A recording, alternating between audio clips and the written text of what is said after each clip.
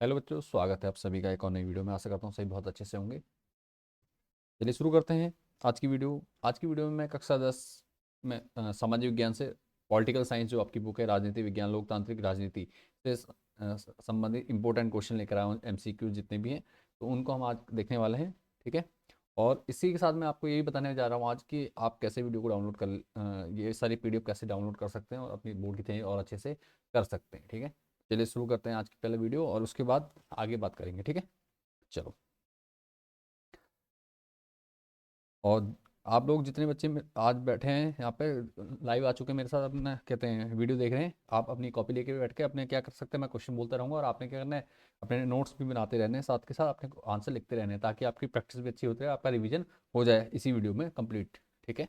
एक ही बार में आपके क्या सारे एमसी क्वेश्चन आपने तैयार कर लेने हैं। बार बार वीडियो को देखने की जरूरत नहीं है आपको, सिर्फ एक बार भी अगर आपने वीडियो अच्छे से देख ली तो आपको सारे क्वेश्चन याद हो जाएंगे और इतने अच्छे से मैं आपको यहाँ पे करा दूंगा। ठीक है। चलो शुरू करते हैं ज़्यादा बातचीत ना करते हुए। तो पहला क्वेश्चन दिया है, देखो। श्रीलंका का सबसे बड़ा प्रमुख सामाजिक समूह है। सामाजिक समूह कहाँ का? श्रीलंका का। तो जो श्रीलंका का सबसे बड़ा सामाजिक समूह है वो है सिंहलियों का समूह। किसका है? सिंहलियों का समूह है। ठीक है। सामाजिक समूह कौन सा है जो सबसे बड़ा सामाजिक समूह है वहाँ वहाँ वो है सिंहलियों का समूह। ठीक है। तो ऑप्शन ए हमारा क्या होगा? ऑप्शन बी हमारा राइट हो जाएगा क्वेश्चन नंबर 1 में। ठीक है। क्वेश्चन नंबर 1 में ऑप्शन बी हमारा क्या है? राइट है, सिंहलियों का समूह। ठीक है। नेक्स्ट क्वेश्चन में चलते हैं। श्रीलंका कब स्वतंत्र हुआ? ठीक है। श्रीलंका कब स्वतंत्र हुआ? ठीक है। तो श्रीलंका स्वतंत्र हुआ 1948 में। कब हुआ? सन 1948 में। ठीक है। सन 1948 में। ठीक है। भारत के आज़ाद होने के एक साल बाद। ठीक है। सन 1947 में भारत आज़ाद हुआ, उसके बाद 1948 में कौन हुआ? श्रीलंका आज़ाद हुआ। ठीक है। श्रीलंका कब स्वतंत्र हुआ? सन 1948 में। जिन बच्चों को ऑप्शन आते हैं, उत्तर है इनके याद है, उनने क्या करना है, अपनी कॉपी में क्वेश्चन को देखते ही वीडियो को पॉज कर लेना और आंसर साथ के साथ लिख लेना। आगे बढ़ता हूँ इसी के साथ। श्रीलंका में सिंहली को एकमात्र राजभाषा कब घोषित किया? श्रीलंका में सिंहली को एकमात्र राजभाषा कब घोषित किया? ठीक है। तो सीधी सी बात है, ये कब किया? सिंहली को एकमात्र राजभाषा के रूप में सन 1956 में। कब किया? सन 1956 में किया था। ठीक है। सिंहली को एकमात्र राजभाषा के रूप में क्या किया? घोषित किया गया था। कब? सन 1956 में। ठीक है। सन 1956 हमारा राइट आंसर हो जाएगा इसका, क्वेश्चन नंबर 3 का। आगे बढ़ता हूँ इसी के साथ। Question number 4। भारत में संपूर्ण देशों की सरकार को भारत में संपूर्ण देश की सरकार को कहते हैं। ठीक है। संपूर्ण देश की सरकार को क्या कहते हैं? केंद्र सरकार। ठीक है। केंद्र सरकार क्या होती है? संपूर्ण देश की सरकार होती है। ठीक है। केंद्र सरकार कहते हैं। क्या कहते हैं? केंद्र सरकार। तो हमारा राइट आंसर हो जाएगा केंद्र सरकार। भारत में क्या कहते हैं? केंद्र सरकार कहते हैं उसे। ठीक है। संपूर्ण देश की जो सरकार होती है उसे क्या कहते हैं? केंद्र सरकार कहते हैं। ठीक है। क्लियर हो चुका है। आगे बढ़ता हूँ इसी के साथ।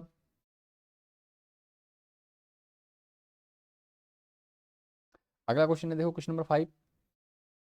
आधुनिक लोकतांत्रिक व्यवस्था में शासन के कितने अंग हैं? आधुनिक लोकतांत्रिक व्यवस्था में शासन के कितने अंग हैं? तो ऑप्शन दिए हैं, ऑप्शन है 2, 3, 4 और 5। तो राइट ऑप्शन हमारा ऑप्शन बी राइट है कि 3 है। ठीक है। कार्यपालिका, न्यायपालिका और व्यवस्थापिका। ठीक है।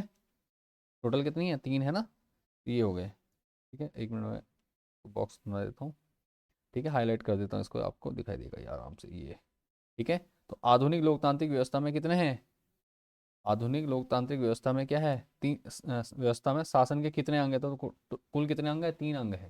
ठीक है। शासन के कुल कितने अंग है? 3 अंग है। ठीक है। लोकतंत्र में सत्ता किसके हाथों में होती है? लोकतंत्र में सत्ता किसके हाथों में होती है? तो आप जानते हैं लोकतंत्र में क्या होता है, मतदान की प्रक्रिया होती है, तो जनता के हाथों में होती है। ठीक है। किसके हाथों में होती है? एक मिनट रुको। अच्छा, लोकतंत्र में सत्ता बनाते तो जनता है, लेकिन होती किसके हाथ में? सरकार के हाथ में सत्ता होती है। ठीक है। किसके हाथ में होती है? सरकार के हाथ में।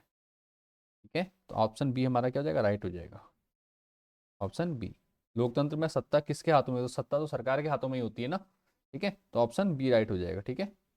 चुनती कौन है सरकार को? सरकार को चुनने का अधिकार किसको है? जनता के पास। ठीक है। जनता क्या करेगी? चुनेगी, लेकिन क्या है, अधिकार किसके पास रहता है? सत्ता किसके हाथ में होती है? सरकार के हाथ में होती है। ठीक है। आगे बढ़ते हैं। Next next question, next chapter है। ठीक है। चलिए बढ़ते हैं इसको में। क्वेश्चन दिया गया, शासन की किस व्यवस्था में सरकार 2 या अधिक स्तरों वाली होती है? ठीक है। शासन की किस व्यवस्था में सरकार 2 या अधिक स्तरों वाली होती है? नंबर 1 ऑप्शन ए दिया है, एकात्मक। ऑप्शन बी है संघीय व्यवस्था, ऑप्शन सी सामुदायिक और ऑप्शन डी है स्थानीय।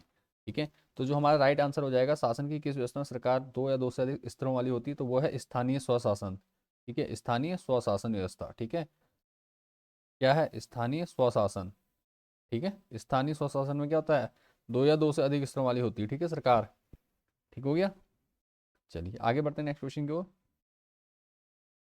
संविधान और विभिन्न प्रकार की सरकारों के अधिकारों की व्यवस्था करने का अधिकार किसके पास होता है? ठीक है, अधिकार किसके पास होता है?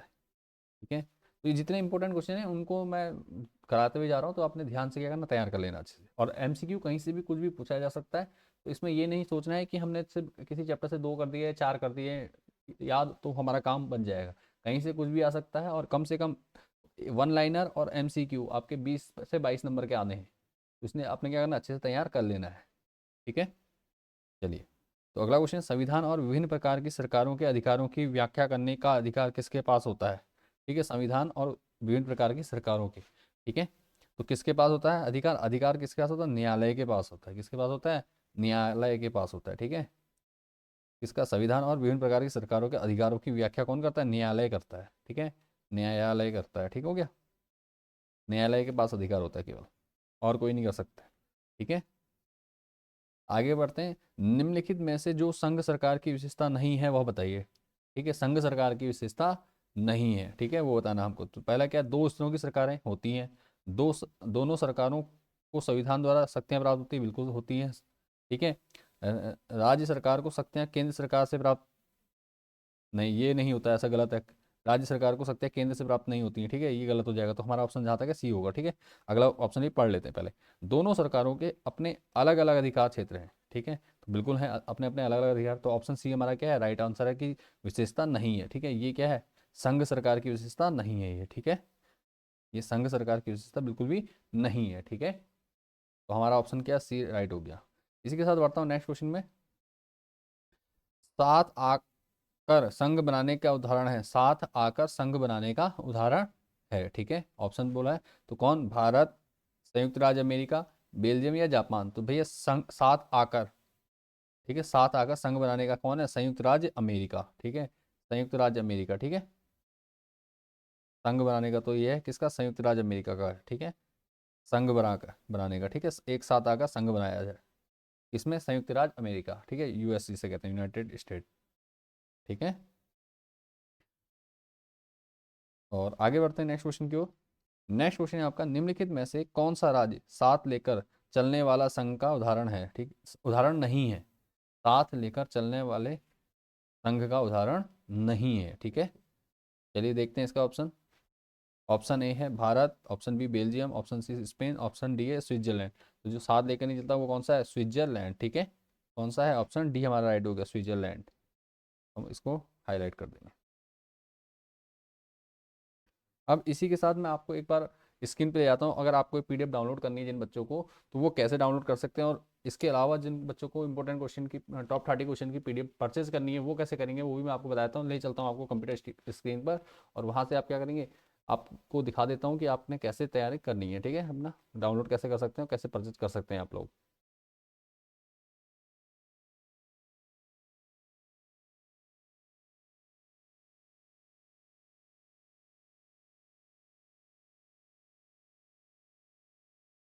तो आपको मैं दिखा देता हूँ शुरू से पहले। सबसे पहले आपने गूगल में जाना है। ठीक है,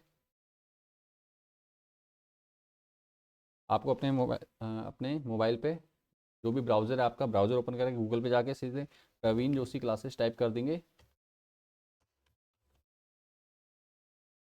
क्लासेस टाइप कर देना आपने, पहली वेबसाइट आ जाएगी आपके सामने Praveen Joshi classes dot in, और इस प्रकार से आपके सामने लिखा आ जाएगा। तो आपने सिंपल क्लिक करना है इस पर। जैसे ही आप क्लिक करते हैं तो इस प्रकार से वेबसाइट आपके सामने ओपन हो जाएगी।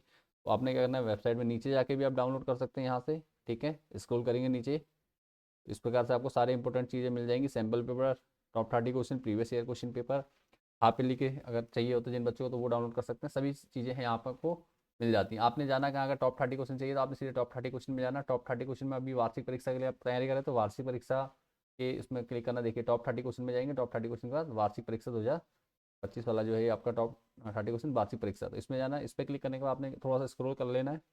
और अगर आपको कोई भी दिक्कत आती है तो बताता हूँ कैसे करेंगे आप मुझे संपर्क। यहाँ पे आपका क्या है, वार्षिक परीक्षा 2025 लिखा हुआ है। आपने क्या करना, अपना क्लास चुननी है। क्लास जैसे चुनते हैं आप, मान लीजिए क्लास 9th में, जैसे क्लास 9th का भी अपलोड होगा, क्लास 10th में जाना है आपने, क्लास 10th चूज़ किया आपने, तो आपके सामने ये पेज ओपन हो जाएगा। तो आपने क्या करना है, इसका सीधे आपको जिस विषय का भी आपको टॉप 30 क्वेश्चन चाहिए जिस किसी विषय के, तो आपने क्या करना है, यहाँ पे क्लिक कर देना। जैसे मान लीजिए आपको इंग्लिश का चाहिए, तो आपने इंग्लिश पे क्लिक कर देना है। इंग्लिश पे क्लिक करते ही आपके सामने यहाँ पे पीडीएफ आ जाएगी, ठीक है। आपको लेटर राइटिंग से चाहिए, फर्स्ट फ्लाइट से चाहिए, शॉर्ट आंसर, लॉन्ग आंसर सारे दे रखे हैं हमने, ठीक है। तो लॉन्ग आंसर, शॉर्ट आंसर जो भी चाहिए, मान लीजिए आपको लॉन्ग चाहिए, तो आपने क्या करना है, सिंपल लॉन्ग पे क्लिक करेंगे। जैसे ही आपने लॉन्ग पे किया तो ये आपके सामने सैम्पल पेपर आ गया, इसका पीडीएफ दिख गई, और 20 रुपये इसका मात्र अभी प्राइस पड़ेगा आपको, ठीक है। अगर आप 14 जनवरी से पहले ले लेते हैं, ठीक है, 14 नहीं 15 जनवरी से, ठीक है, 15 जनवरी तक आपको क्या है, 20 रुपये चार्ज पड़ना है इसका, उसके बाद इसका चार्ज बढ़ जाना है, ठीक है। और रेटिंग भी आ रखी है, जिन बच्चों ने परचेज कर रखी है वो, कुछ बच्चों ने कर भी रखा है, रेटिंग भी कर रखी है। और इसी के साथ आगे बढ़ता हूँ। तो आपने करना क्या है, इसमें सिंपल ऐड चार्ट करेंगे। ऐड चार्ट करने के बाद देखिए आपके सामने इस प्रकार आ जाएगा, ठीक है।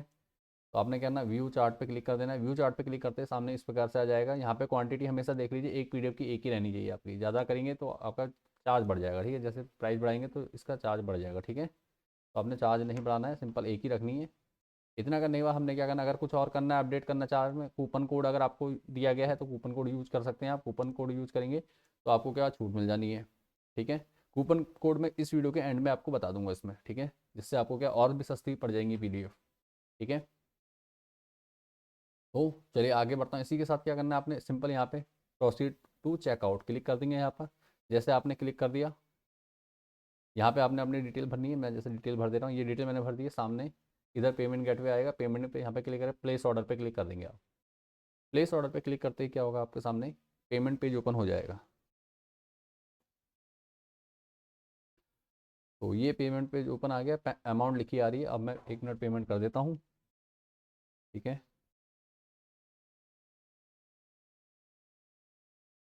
आप क्यूआर के माध्यम से, यूपीआई के माध्यम से कर सकते हैं पेमेंट आराम से, ठीक है। तो मैं सिंपल पहले पेमेंट कर लेता हूँ। ये मैंने स्कैन कर लिया है, और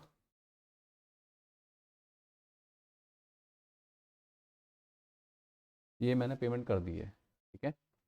जैसे पेमेंट हो गई है आपके सामने कंफर्मेशन आ जाएगा, पेमेंट कंफर्मेशन का मैसेज आ जाएगा।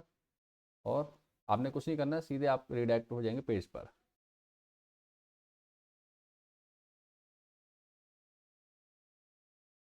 ये हो चुका। अब जैसे आपके सामने ये आ गया, देखिए यहाँ पे डाउनलोड का ऑप्शन आ गया। डाउनलोड पे ये है, डाउनलोड के नीचे आपको बटन मिल गया, यहाँ पे क्लिक कर देना आपने। जैसे ही आप क्लिक कर लेते हैं, और ये पीडीएफ आपकी डाउनलोड होनी शुरू हो जाएगी, ठीक है। और उसके बाद आपने क्या करना, ओपन कर लेना है। अगर कोई दिक्कत होती है आपको पीडीएफ डाउनलोड करने में, तो आपने मुझे सिंपल क्या करना है, व्हाट्सएप पे जो पेमेंट करी उसका स्क्रीनशॉट भेज देना। व्हाट्सएप नंबर मैं आपको बता देता हूँ, ठीक है। आपने जो पेमेंट करी है उसका व्हाट्सएप नंबर बता देता हूँ आपको। आपने टॉप 30 क्वेश्चन में जाना है, यहाँ पर सामने, और ये लिखा होगा, ठीक है। इस नंबर पे आप मुझे व्हाट्सअप कर सकते हैं या टेलीग्राम से जुड़ सकते हैं, ठीक है। टेलीग्राम में व्हाट्सअप कर दीजिए, मैं आपको क्या करूँगा, उसके टेलीग्राम के माध्यम से ही प्रोवाइड करा दूंगा, अगर कोई दिक्कत परेशानी अगर आपको लगती है तो, ठीक है। तो उम्मीद करता हूँ यहाँ तक आपको समझ में आ चुका है, कोई डाउट या परेशानी नहीं होगी। और अगर आप कोई परचेज नहीं करना चाहता, जो बच्चे, और वैसे इन पीडीएफ्स को सिर्फ वही बच्चे परचेज करें जो अपना इसमें 90 80 90% से ऊपर लाना चाहते हैं, वो बच्चे आसानी से परचेज कर सकते हैं इन्हें, ठीक है। सस्ती भी हैं और आप आराम से परचेज कर सकते हैं, ठीक है। बहुत ही मेहनत के साथ बनाई है, बहुत ही डीप उसमें करके देखा हुआ है कि हाँ भाई ये इंपॉर्टेंट है, वही क्वेश्चन आपके उसमें दे रखे हैं। तो आपने क्या करना, अच्छे से देख लेना है। अगर परचेज करना चाहते हैं तो कर सकते हैं, और अगर नहीं चाहते हैं तो कोई प्रॉब्लम नहीं है। जो बच्चे यहाँ पे भी हम कम से कम 30 से 40 नंबर, 45 नंबर तक का आपको ऑलरेडी बताते हैं इंपॉर्टेंट क्वेश्चन का। तो आपने क्या करना है, चैनल पे जाकर चैनल को सब्सक्राइब कर लेना अच्छे से।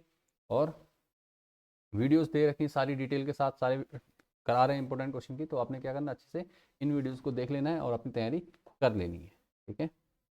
बढ़ता हूँ इसी के साथ अभी अपनी वेबसाइट पे, इसको हटाते हैं और आते हैं स्क्रीन पे। चलिए पेपर शुरू करते हैं। आगे का क्वेश्चन देखिए क्या है, नेक्स्ट क्वेश्चन है, किसी संघीय व्यवस्था में राज्यों को केंद्र से पृथक होने का अधिकार प्रदान नहीं, एक मिनट, प्रदान नहीं किया गया है, ठीक है। किस संघीय व्यवस्था में, ठीक है, किस संघीय व्यवस्था में राज्यों को केंद्र से पृथक होने का अधिकार प्रदान नहीं किया गया है। तो देखो अमेरिका में स्विट्जरलैंड, बेल्जियम, इन सब में है, सिर्फ किसमें नहीं है, भारत में नहीं दिया गया है। ठीक है, राज्यों को केंद्र से पृथक होने का अधिकार नहीं दिया गया, किसमें, भारत में। ऑप्शन डी हमारा क्या हो जाएगा, राइट आंसर हो जाएगा। ठीक है, भारत में। बढ़ते हैं आगे।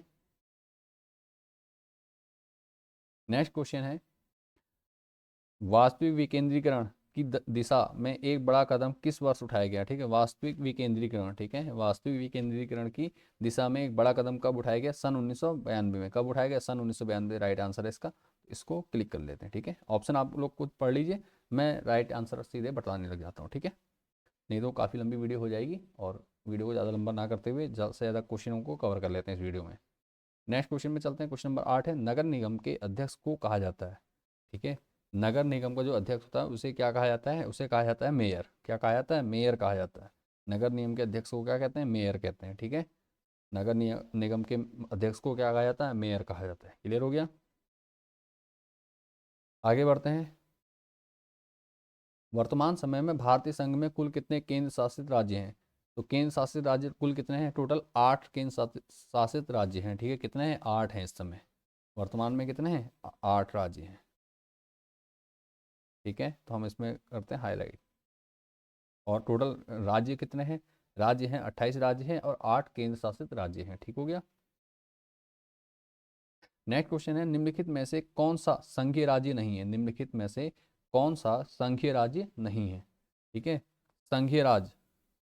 ठीक हो गया। तो ऑप्शन दिया है मणिपुर, हिमाचल, अरुणाचल और दिल्ली। तो संघीय राज्य कौन सा नहीं है, दिल्ली नहीं है। दिल्ली क्या है, केंद्र शासित प्रदेश है, संघीय नहीं है। तो ये कौन सा केंद्र शासित है। ठीक है, आंसर क्या हो जाएगा इसमें, ऑप्शन डी। ठीक है, दिल्ली। दिल्ली क्या हो गया, राइट आंसर हो गया इसका। इसके बाद आगे बढ़ते हैं। भारत में कुल कितने संघीय राज्य हैं, अभी बताया मैंने। कुल संघीय राज्य कितने हैं, संघीय राज्य हैं 28। ठीक है, तो राइट आंसर कितना हो गया, ऑप्शन बी हमारा 28 राज्य है। आगे बढ़ता हूँ इसी के साथ। नेक्स्ट क्वेश्चन, भारत में पंचायती राज की स्थापना हुई थी। ठीक है, भारत में पंचायती राज की स्थापना हुई थी। ठीक है, तो ये हुई थी 1992 में। कब हुई थी, 1992, सन 1992 में। ठीक है, ऑप्शन सी हमारा क्या हो जाएगा, राइट हो जाएगा। पंचायती राज व्यवस्था कब हुई थी, पंचायती राज की स्थापना कब हुई थी, 1992 में। कब हुई थी, 1992 में।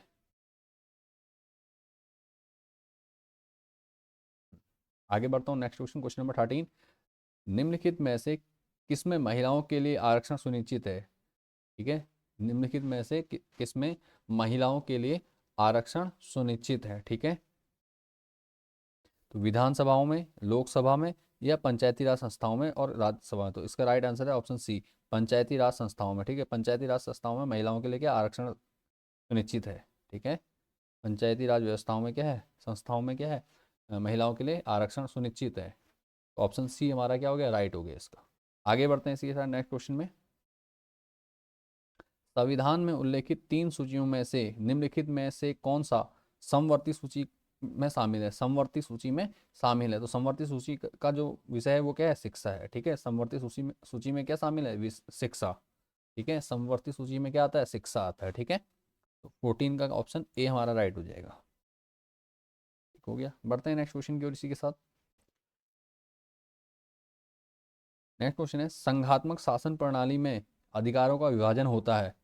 ठीक है, संघात्मक की बात हो रही तो क्या कह रहे हैं, केंद्र और राज्यों में, राज्यों के मध्य, एक राज्य व अन्य राज्यों के मध्य, व्यवस्थापिका और कार्यपालिका के मध्य, व्यवस्थापिका और न्यायपालिका के मध्य। तो इसमें क्या होता है, केंद्र और राज्य के मध्य होता है। ठीक है, आंसर क्या है, केंद्र और राज्य में। आप जानते हैं भारत में क्या है, संघात्मक राज्य है, व्यवस्था है। तो इसमें क्या है, केंद्र और राज्य के बाद अपनी अपनी शक्तियाँ बटी हुई हैं। ठीक है, अपनी अपनी शक्तियाँ बटी हुई हैं उनकी। ठीक है, अपनी अपनी शक्तियाँ और अपने अपने कार्य हैं, उनके उत्तरदायित्व हैं। आगे बढ़ते हैं नेक्स्ट क्वेश्चन, क्वेश्चन नंबर 16, भारतीय संविधान में कितनी भाषाओं को अनुसूचित भाषाओं का दर्जा दिया गया है। ठीक है, क्या कहा गया, अनुसूचित भाषाओं का दर्जा दिया गया है। तो इसमें टोटल कितनी है, अनुसूचित भाषाओं का दर्जा कितनों को मिला है, टोटल 22 भाषाओं को मिला हुआ है। कितनी भाषाओं को, 22 भाषाओं को। तो ऑप्शन सी हमारा क्या हो जाएगा, राइट आंसर हो जाएगा। ठीक है, ऑप्शन सी, ये हमारा क्या हो गया, राइट आंसर हो गया।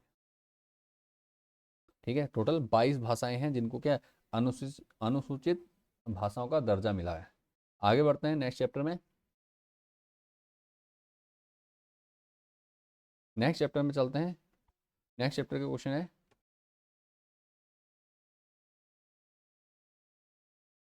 क्वेश्चन पढ़ लेते हैं। अधिकारों और अवसरों के मामले में स्त्री और पुरुष की समानता मानने वाला व्यक्ति कहलाता है नारीवादी। क्या कहलाता है? नारीवादी कहलाता है। ठीक है, नारीवादी कहलाता है। आंसर ए, ऑप्शन ए हमारा क्या हो जाएगा? राइट हो जाएगा। ऑप्शन ए नारीवादी। ठीक है, अधिकारों और अवसरों के मामले में स्त्री और पुरुषों की समानता मानने वाला व्यक्ति क्या कहलाता है? नारीवादी कहलाता है। आगे बढ़ते हैं नेक्स्ट क्वेश्चन की ओर। नारीवादी वह पुरुष या स्त्री है जो विश्वास करता है पुरुष और स्त्री के अलग अलग अधिकारों में, पुरुष और स्त्री के संयुक्त अधिकारों में, पुरुष और स्त्री के समान अधिकारों में, और उपयुक्त में से कोई नहीं। तो ऑप्शन सी हो जाएगा, समान अधिकारों में। ठीक है, किसमें? समान अधिकारों में। ठीक है, ऑप्शन सी हमारा क्या हो जाएगा? राइट आंसर हो जाएगा इसका। ठीक है, तो ऑप्शन सी हमारा राइट हो गया क्वेश्चन नंबर 2 का। क्वेश्चन नंबर 3 में चलते हैं इसी के साथ। क्वेश्चन नंबर 3 है, निम्नलिखित में से किस देश में सार्वजनिक जीवन में महिलाओं की भागीदारी का स्तर बहुत ऊंचा है? ठीक है, निम्नलिखित में से भागीदारी का, महिलाओं की भागीदारी का, ठीक है, जीवन में, सार्वजनिक जीवन में महिलाओं की भागीदारी का स्तर बहुत ऊंचा है। ठीक है, तो ऑप्शन पढ़ लेते हैं। नॉर्वे, स्वीडन, फिनलैंड और ये सभी। तो ऑप्शन क्या? तीनों में ही क्या है? महिलाओं की भागीदारी बहुत ऊंचा है स्तर। ठीक है, तो ऑप्शन डी हमारा क्या हो जाएगा? राइट हो जाएगा। Option D. ठीक है, नॉर्वे, स्वीडन और फिनलैंड। ठीक है, नॉर्वे, स्वीडन और फिनलैंड। ठीक है, नॉर्वे, स्वीडन और फिनलैंड। तो ये हो गया। इसी के साथ आगे बढ़ता हूँ।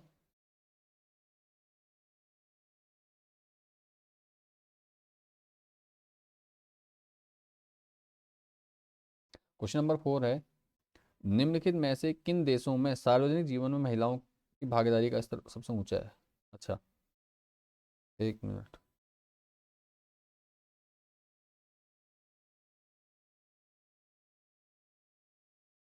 अच्छा, सेम क्वेश्चन है, कोई बात नहीं, सेम क्वेश्चन है, कोई प्रॉब्लम नहीं है।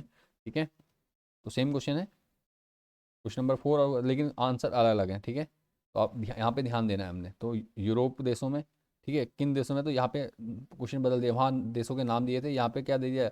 यहाँ पे महाद्वीपों के नाम के हिसाब से दे रखा है। ठीक है, दो महाद्वीपों के नाम दे दिए, यूरोप और एशिया, और नार्डिक देशों में, और ये दक्षिण अफ्रीकी देशों में। ठीक है, ऑप्शन इस प्रकार से दे रखे हैं आपको। तो जो ऑप्शन हो जाएगा वो हो जाएगा नार्डिक देशों में। ठीक है, नार्डिक देशों में। ठीक है, इन देशों में क्या है? महिलाओं का स्तर सामान्य जीवन में महिलाओं का स्तर क्या है? सबसे ऊंचा है। ठीक है, भागीदारी, महिलाओं की भागीदारी क्या है? सब स्तर ऊंचा है। ठीक हो गया, आगे बढ़ते हैं। निम्नलिखित में से किस देश में सार्वजनिक जीवन में महिलाओं का प्रतिनिधित्व सबसे कम है? ठीक है, सबसे कम है। ठीक है, तो इसमें हो जाएगा हमारा भारत, ए। ठीक है, भारत में क्या, महिलाओं का जो सार्वजनिक जीवन में महिलाओं का प्रतिनिधित्व है वो क्या है? बहुत कम है। ठीक है, भारत में। ठीक हो गया, आगे बढ़ते हैं। भारत में जनगणना कितने वर्ष पश्चात होती है? ठीक है, भारत में जनगणना कितने वर्ष पश्चात होती है? तो इसका ऑप्शन है राइट, 10 वर्ष के बाद क्या होती है? हमारे देश में जनगणना होती है। ठीक है, प्रत्येक 10 वर्ष के बाद क्या होती है? जनगणना होती है भारत में। ठीक हो गया, आगे बढ़ते हैं। आगे, निम्नलिखित में से किस देश ने किसी भी धर्म को राजकीय धर्म के रूप में अंगीकार नहीं किया है? निम्नलिखित में से किस देश ने किसी भी धर्म को राजकीय धर्म के रूप में अंगीकार नहीं किया है? तो इसका आंसर हो जाएगा हमारा भारत। भारत ने किसी भी धर्म को राजकीय धर्म के रूप में अंगीकार नहीं किया है। ठीक है, भारत में, बाकी सब जगह है। ठीक है, नेपाल में हिंदू धर्म है, और पाकिस्तान में आपका इस्लाम धर्म है, श्रीलंका में भी अपना धर्म है उनका। ठीक है, तो सबने क्या करा? सबने एक ना एक धर्म क्या कर रखा है? अंगीकार कर रखा है। लेकिन भारत ही ऐसा जिसमें भारत में किसी भी धर्म को राजकीय धर्म के रूप में अंगीकार नहीं किया गया है। ठीक है, आगे बढ़ते हैं। नेक्स्ट क्वेश्चन, भारत में महिलाओं के लिए आरक्षण की व्यवस्था है? ठीक है, भारत में महिलाओं के लिए आरक्षण की व्यवस्था है। ठीक है, तो इसका राइट आंसर हो जाएगा पंचायती राज संस्थाओं में। थोड़ी देर पहले भी बता रखा है मैंने, एक क्वेश्चन आया था इसी प्रकार का, तो हमारा क्या आंसर हो जाएगा? पंचायती राज संस्थाओं में। ठीक है, और उम्मीद कर रहा हूँ ये सारी क्वेश्चन आपको साथ के साथ मेरे याद हो रहे होंगे। आगे बढ़ता हूँ।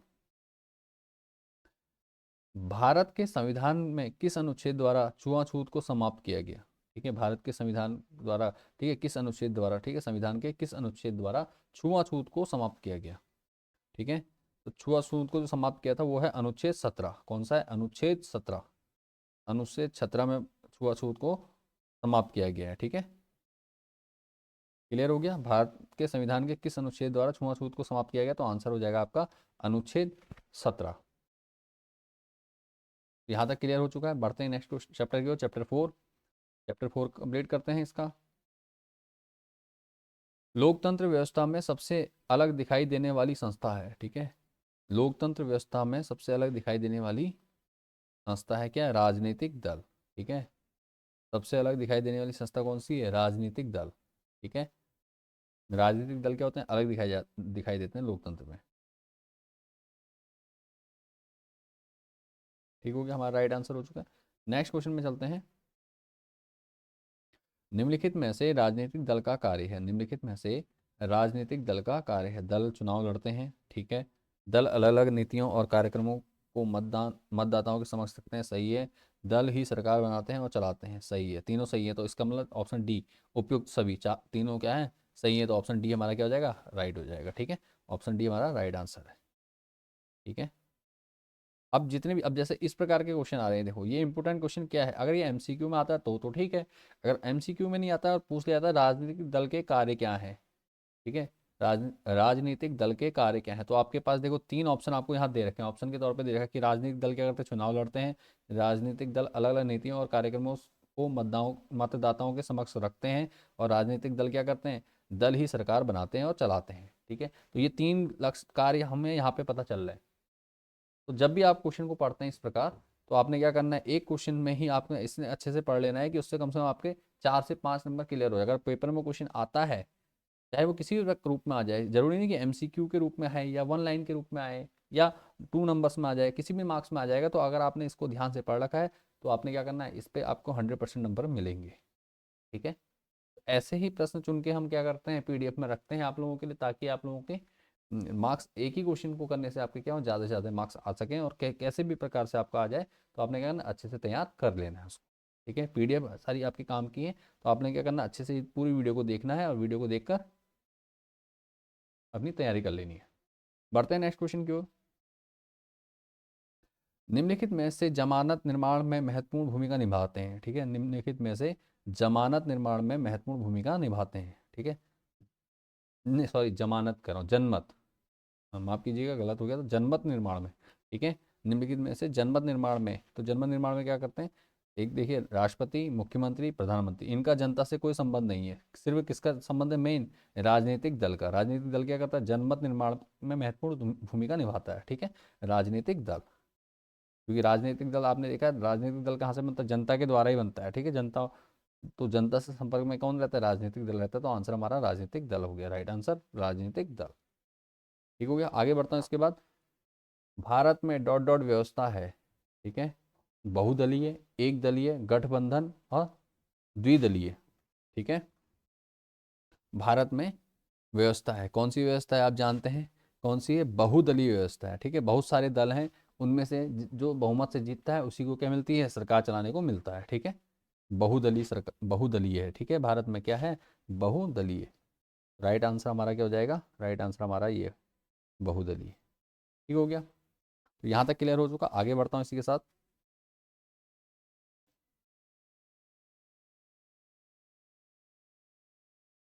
क्वेश्चन नंबर 5 दिया गया है। निम्नलिखित में से कौन सी पार्टी राष्ट्रीय पार्टी, कौन सी पार्टी, एक मिनट, कौन सी पार्टी राष्ट्रीय पार्टी है? तो राष्ट्रीय पार्टी देखो, राष्ट्रीय जनता दल, समाजवादी पार्टी, समता पार्टी, ये क्या है? राष्ट्रीय दल नहीं है। राष्ट्रीय पार्टी क्या होती है?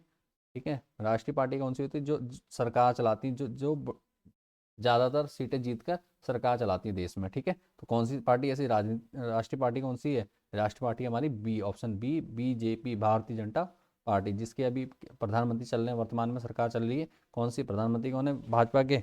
अपने प्रधानमंत्री मोदी। ठीक है, नरेंद्र दामोदर दास मोदी। ठीक है,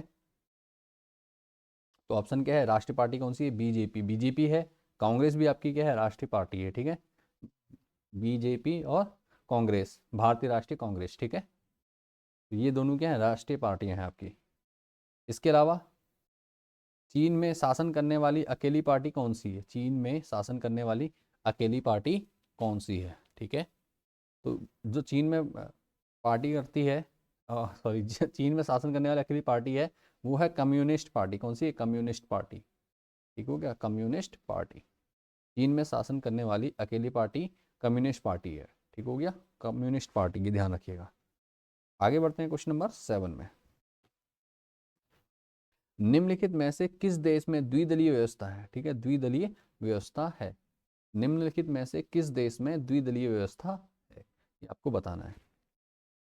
तो देखो क्या है, भारत, फ्रांस, संयुक्त राज्य अमेरिका और पाकिस्तान। ठीक है, तो जो इसका राष्ट्र द्विदलीय व्यवस्था किसमें है? ऑप्शन सी, संयुक्त राज्य अमेरिका। संयुक्त राज्य अमेरिका में क्या है? द्विदलीय व्यवस्था है। ठीक है, किस देश में द्विदलीय व्यवस्था? द्विदलीय व्यवस्था किसमें है? संयुक्त राज्य अमेरिका। ठीक हो गया, यहाँ केवल 2 ही दल होंगे, द्विदलीय व्यवस्था है। इसके बाद आगे बढ़ते हैं क्वेश्चन नंबर 8। निम्नलिखित राज्यों में से कौन सा क्षेत्रीय दल द्वारा शासित है? निम्नलिखित राज्यों में से कौन सा क्षेत्रीय दल, ठीक है, क्षेत्रीय दल द्वारा शासित है? हरियाणा, मध्य प्रदेश, उड़ीसा, राजस्थान। ठीक है, हरियाणा, मध्य प्रदेश, उड़ीसा और राजस्थान, इनमें से कौन सा क्षेत्रीय दल द्वारा शासित है? ठीक है, तो हमें बताना है। तो ऑप्शन हमारा क्या है? उड़ीसा। ठीक है, ये क्या है? उड़ीसा जो क्षेत्रीय दल द्वारा क्या है? शासित है। उड़ीसा क्षेत्रीय दल द्वारा शासित है। ठीक है, यहाँ शासन किसका है? क्षेत्रीय दलों का। ठीक है, इसी के साथ आगे बढ़ते हैं नेक्स्ट क्वेश्चन की ओर। निम्नलिखित देशों में से किसने बहुदलीय व्यवस्था को अपनाया? बहुदलीय व्यवस्था को अपनाया, तो भाई सीधी सी बात है, किसमें? भारत में। तो भारत इसका क्या हो गया? राइट आंसर हो जाएगा। ठीक है, भारत में क्या है? बहुदलीय व्यवस्था है। ठीक है, बहुत सारे राजनीतिक दल हैं जो आपस में क्या करते हैं? चुनाव लड़ते हैं। चुनाव लड़ने के बाद जो जीतता है वो क्या करता है? बहुमत से, जिसके बाद बहुमत होता है वो सरकार चलाता है। ठीक है, ये हो गया। आगे बढ़ते हैं इसी के साथ। अब है नेक्स्ट चैप्टर, इस चैप्टर को कंप्लीट कर लेते हैं, चैप्टर 5। तो बढ़ते हैं, पहला क्वेश्चन है, वैध शासन व्यवस्था के मामले में डॉट डॉट डॉट, ठीक है, डॉट डॉट डॉट, शासन व्यवस्था निश्चित रूप से अन्य शासनों से बेहतर है। ठीक है, अन्य शासनों से बेहतर है वैध शासन व्यवस्था के मामले में। ठीक है, तो ऑप्शन सी हमारा क्या हो जाएगा? लोकतांत्रिक व्यवस्था क्या है? अन्य सभी शासनों से क्या है? बेहतर है। कौन सी? लोकतांत्रिक व्यवस्था। ठीक है, तो ऑप्शन सी हमारा क्या हो जाएगा? राइट हो जाएगा, लोकतांत्रिक व्यवस्था। ठीक है, लोकतांत्रिक व्यवस्था सबसे बेहतर व्यवस्था है अन्य किसमें? वैध शासन व्यवस्था के मामले में। ठीक है, लोकतांत्रिक व्यवस्था, लोकतांत्रिक शासन व्यवस्था क्या है? निश्चित रूप से अन्य शासनों से बेहतर है। आगे बढ़ते हैं, निम्नलिखित, नहीं सॉरी,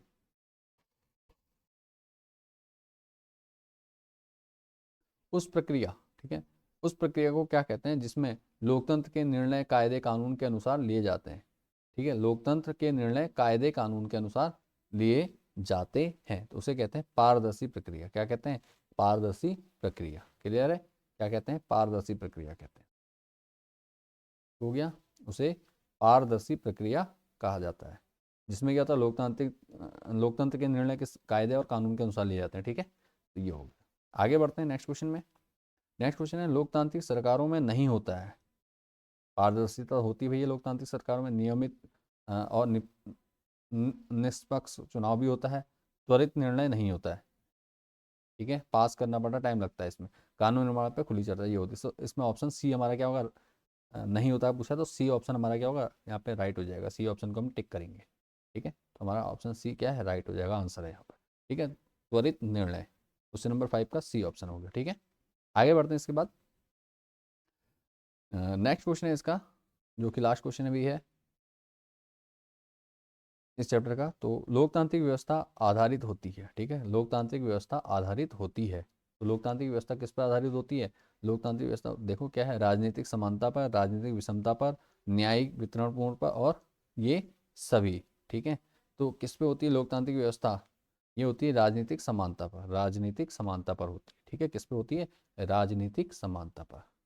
ठीक है, तो ये आपका क्या है? राइट आंसर होता है। इसी के साथ आपका सामाजिक विज्ञान कक्षा 10 सामाजिक विज्ञान के लोकतंत्र जो चैप्टर है आपका, पॉलिटिकल साइंस राजनीतिक विज्ञान है, इससे संबंधित पांचों चैप्टर के सभी इंपोर्टेंट MCQ क्वेश्चन हमने यहाँ पे देख लिए हैं और अच्छे से तैयार करा दिए हैं आपको।